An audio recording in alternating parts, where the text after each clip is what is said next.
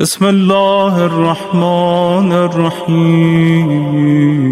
اللہ کے کیا معنی ہیں؟ ہر وقت کہتے ہو اللہ اللہ، اللہ کے کیا معنی ہیں؟ اللہ کے تین معنی ہیں۔ پہلے معنی ہے اللہ کے بلند، یعنی جس میں ہر کمال موجود ہو۔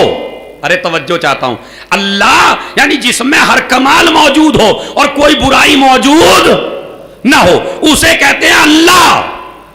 اب سمجھے، اللہ کے معنی ہے جس میں ہر کمال موجود ہو اور ہر برائی اور ہر نقص سے دور ہو، اسے اللہ کہا جاتا ہے۔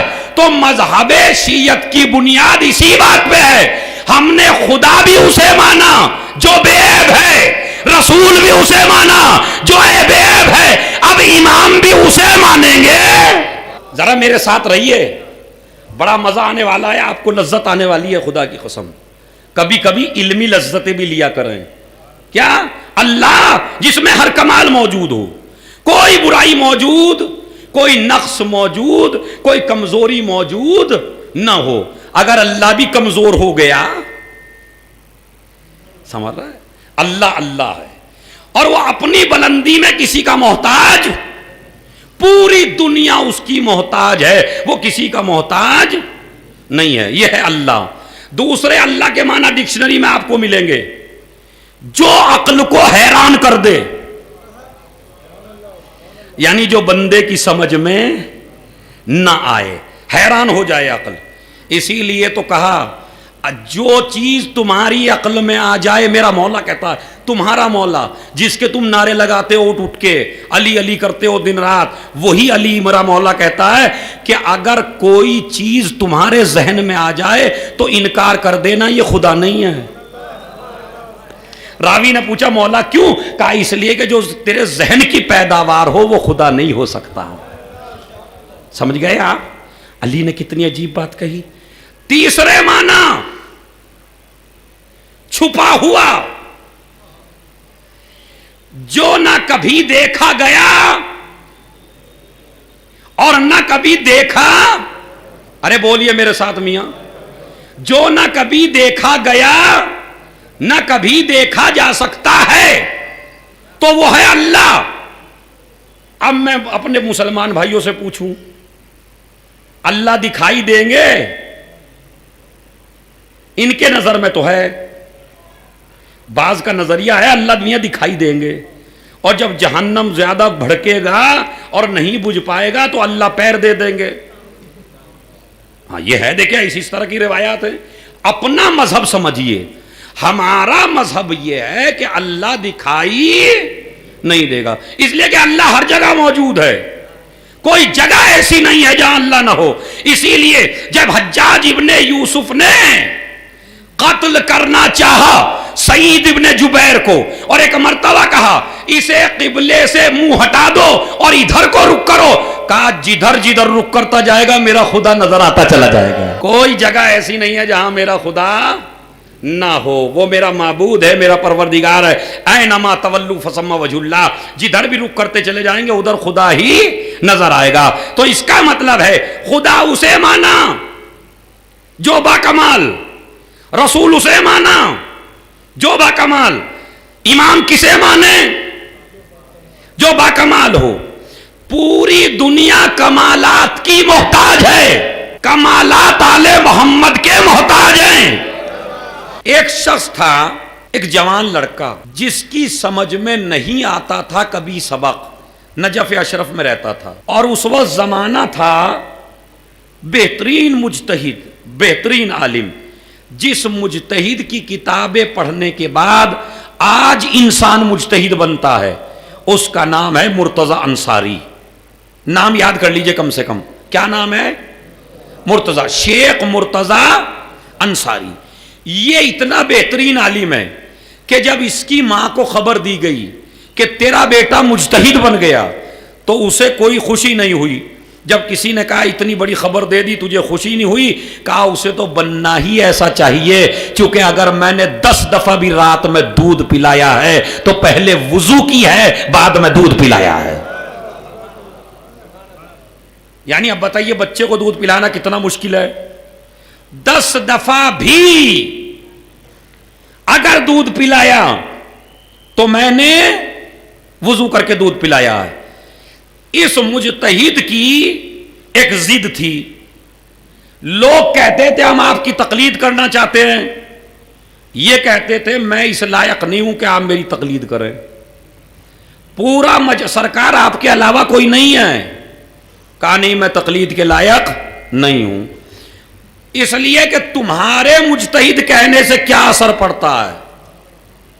میں تو اپنے کو جب مجتہد سمجھوں گا جب میرے وقت کا امام مجھے سند دے دے کہ تو مجتہد ہے. اس سے پہلے میں اجتہاد کا اعلان نہیں کروں گا. اب یہ کلاس میں پڑھا رہے تھے, دیکھیں کتنے بافضیلت تھے. کلاس میں پڑھا رہے تھے, ایک لڑکے کی سمجھ میں سبق نہیں آتا تھا, اس نے جا کے اپنے کو مولا علی کی زری سے باندھ لیا اور کہنے لگے مولا جب تک آپ مجھے اتنی ذہنیت نہیں دیں گے, اتنا ذہن نہیں دیں گے, میں آپ کی زری سے نہیں کھلوں گا, بھوکا مر جاؤں گا. اب ایک دن ہوا, 2 دن ہوا, بھوکا پیاسا, ایک مرتبہ کہتا ہے کہ میری سوتے سوتے ہلکی سی آنکھ لگی اور کوئی نور زری سے نکلا اور اس نے میرے کان میں کہا بسم اللہ الرحمن الرحیم. اب کہتا ہے میں اٹھا, اٹھ کے چلا. اب جو شیخ کی کلاس میں پہنچا تو جیسے ہی شیخ مرتضی انصاری کلاس میں سبق بیان کرے یہ اعتراض کر دے. پہلے سمجھ میں نہیں آتا تھا, اب اتنا سمجھ میں آنے لگا کہ ایک ایک بات پہ اعتراض, ایک ایک بات. اب یہ لڑکے پریشان ہو گئے جتنے کلاس کے تھے, سرکار آپ کا سبق سننے ہی نہیں دیتا, اتنے اعتراض کرتا ہے, ہماری سمجھ میں آپ کی کلاس بھی نہیں آتی, اب کریں تو کیا کریں. تو ایک مرتبہ کہا میں جانتا ہوں اس کا علاج کل میں کروں گا. دیکھیں کتنے پہنچے ہوئے مجتہد تھے. فوراً اس طالب اسٹوڈنٹ کے پاس گئے اور جانے کے بعد کہا کل سے تھوڑا احتیاط کرنا, اس لیے کہ جس نے تیرے کان میں بسم اللہ پڑھی ہے اس نے میرے کان میں پوری الحمد پڑھی ہے. جس نے تیرے کان میں بسم اللہ پڑھی ہے, آپ نے توجہ ہی نہیں دی, واقعہ میں نے پڑھ دیا.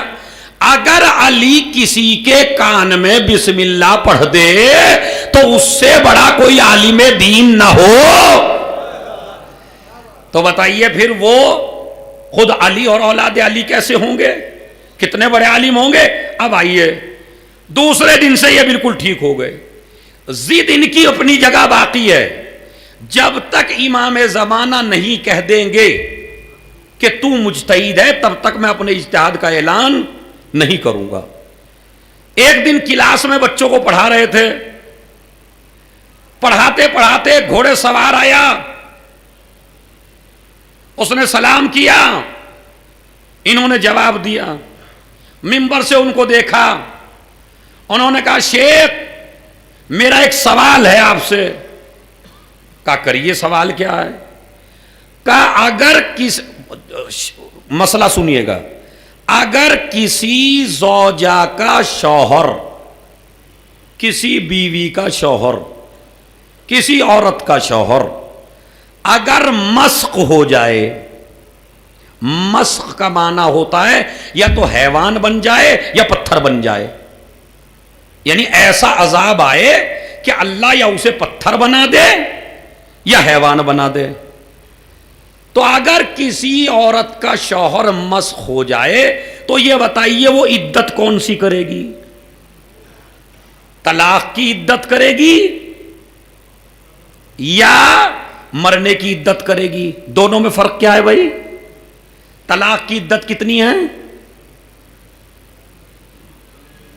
اصل میں کیا ہو گیا, مسئلوں کو اگر ممبر سے بیان کرو تو ایک فرقہ شیعوں میں ایسا پیدا ہو گیا ممبر فضائل کی جگہ ہے, مسائل کے لیے مسجد ہے, مسجد میں جائیں گے نہیں. تو جب مسجد میں جائیں گے نہیں, ممبر سے بیان نہیں ہوگا, تو جہالت مجمع کی دور کیسی ہوگی.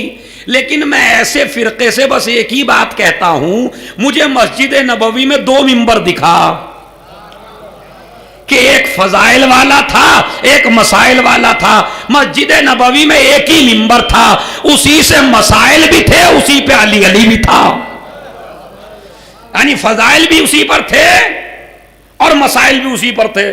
یہ الگ پتہ نہیں کیسے کیسے شیعہ پیدا ہوتے جا رہے ہیں, الٹے دماغ کے بھائی. ارے ممبر پر فضائل کی جب کیسے نہیں ہے بھائی؟ مسائل کیا معاویہ کے ہیں، مسائل کیا یزید کے ہیں، مسائل کیا بنی امیہ کے ہیں، مسائل ہیں علی کے، مسائل ہیں حسن کے، مسائل ہیں حسین کے، اس لیے کہ مسائل حدیثوں سے نکلتے ہیں۔ تو اگر انہی کی بات انہی کے ممبر سے نہیں بیان کی جائے گی تو اب آئیے، اس نے کہا بتاؤ تم عالم دین ہو؟ کہا جی ہاں تھوڑا بہت پڑھا لکھا ہوں۔ کہا بتاؤ اگر کسی عورت کا شوہر مسخ ہو جائے تو بتاؤ عدت کون سی کرے گی؟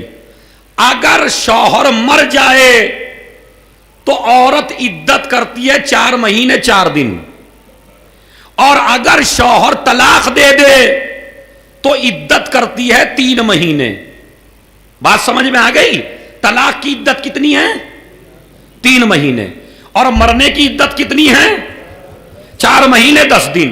تو اب ان سے مسئلہ پوچھا اگر کسی عورت کا شوہر مسخ ہو جائے تو بتاؤ وہ عدت کون سی کرے گی؟ وہ ایک مرتبہ چہرہ دیکھا، کہنے لگے سوال سے تو لگتا ہے کہ آپ بہت بڑے عالم ہیں۔ اچھا امام کا ایک دستور ہے، اگر امام آپ کو یہ چاہیں کہ آپ مجھے نہ پہچانیں تو آپ دنیا کی طاقت لگا لیجئے، آپ نہیں پہچان سکتے۔ امام ذہن موڑ دیتے ہیں، اس طرف ذہن ہی نہیں جاتا۔ اب سوال کا بھائی بڑا سوال کر لیا آپ نے، لیکن اس سوال میں 2 شقیں ہیں۔ کہا جی بتائیے، مسئلہ یہی تو پوچھا ہے۔ کہا اگر عورت کا شوہر مسخ ہو کر حیوان بنا ہے یا پتھر بنا ہے تو 2 باتیں ہو گئی نا، یا پتھر بنا یا حیوان بنا۔ اگر پتھر بنا ہے تو اس کا مطلب ہے کہ شوہر مر چکا ہے، عدت کرے گی مرنے کی۔ اور اگر شوہر مسخ ہو کے حیوان بنا ہے تو حیوان چونکہ انسان بھی حیوانی ہے مگر اس میں شعور ہے، اس میں شعور نہیں ہے، تو لہذا وہ عدت کرے گی طلاق کی۔ لیکن دیکھ کے کہتا ہے لیکن یہ عذاب اس قوم پہ نہیں آ سکتا، یعنی اللہ اس قوم پر ایسا عذاب نازل نہیں کر سکتا کہ جس کی وجہ سے عورت کا شوہر مسخ ہو جائے۔ سامنے والے نے پوچھا کیوں؟ کہا اس لیے کہ غدیر میں اللہ تعالی وعدہ کر چکا ہے وَمَا كَانَ اللَّهُ لِيُعَذِّبَهُمْ وَأَنْتَ فِيهِمْ، میرے نبی جب تک تم اس قوم کے درمیان میں ہو ہم اس قوم کے اوپر عذاب نازل نہیں کریں گے۔ تو اللہ کا ایسا عذاب اب آ نہیں سکتا۔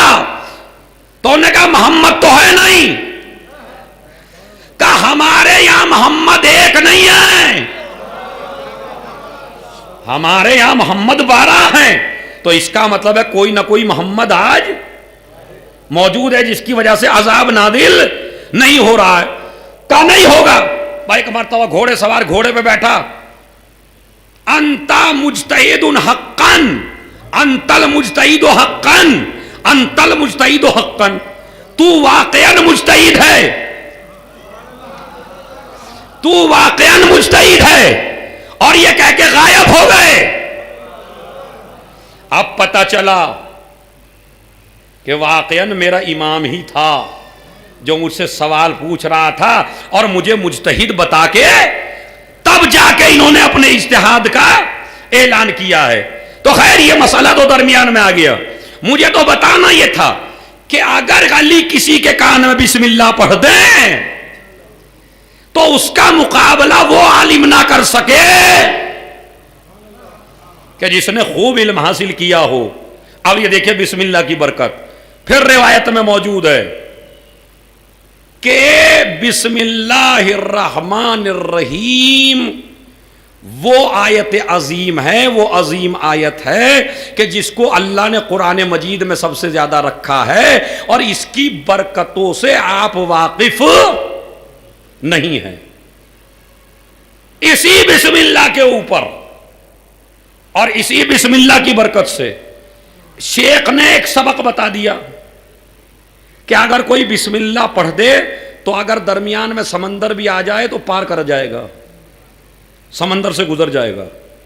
اب وہ جاہل آدمی تھا ڈاکٹر صاحب، وہ بیچارہ سبق میں تھا، اس نے کہا بھائی روز میں اتنا انتظام چکر کاٹ کے آتا ہوں، بیچ میں دریا پڑتا ہے، تو آج نسخہ معلوم ہے۔